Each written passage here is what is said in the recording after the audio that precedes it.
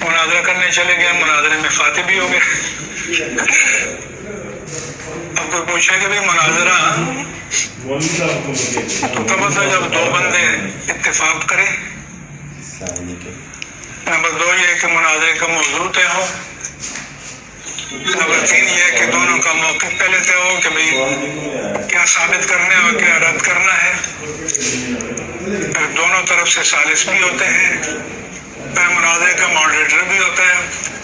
اب آپ کسی کے گھر پر باہر کھڑے ہو کر تصویر بنا کے آ جائیں اور آپ کے مفاد عالم ہو گیا۔ بسم اللہ الرحمن الرحیم۔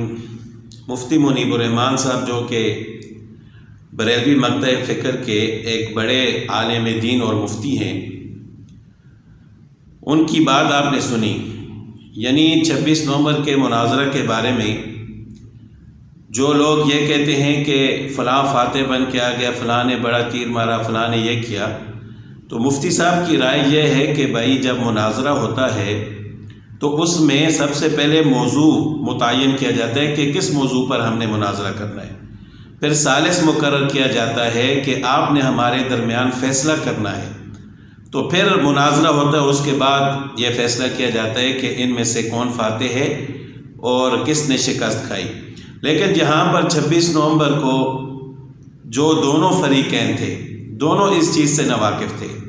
جہاں تک بات ہے مرزا محمد علی انجینئر کی، تو وہ تو صرف بڑھ کے مارتا ہے اور یوٹیوب پر اپنے فالوورز بڑھانے کے لیے اور علماء کو بدنام کرنے کے لیے جو اس کے منہ میں آتا ہے وہ کہہ دیتا ہے۔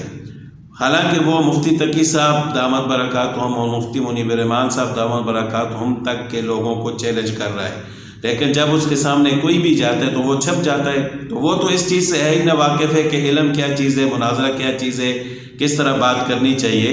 تو یہ اس کا وتیرہ ہے اپنے آپ کو مشہور کرنے کا کہ جب وہ لوگوں کو کہتا ہے کہ آؤ اور جب کوئی جاتا ہے تو وہ چھپ جاتا ہے۔ لیکن دوسری طرف جو مناظر تھے مفتی حنیف قریشی صاحب، وہ بھی اس چیز سے ناواقف تھے کہ ہم نے کس موضوع پر مناظرہ کرنا ہے، اور صرف اس وجہ سے وہ اپنے آپ کو فاتح کہہ رہے ہیں کہ انجینئر باہر نہیں نکلا، اس نے ہمارے ساتھ بات نہیں کی۔ چلو ہم یہ تو کہہ سکتے ہیں کہ وہ چھپ گیا، لیکن اس بات پر گلے میں ہار ڈالنا اور اپنی واہ واہ کروانا کہ میں نے بہت بڑا کارنامہ سر انجام دیا ہے، اس کی سمجھ میں نہیں آ رہی۔ تو اس وجہ سے مفتی منیب الرحمان صاحب نے بھی کہا ہے کہ بھائی اگر مناظرہ کرنا ہے تو اصولوں کے تحت کریں۔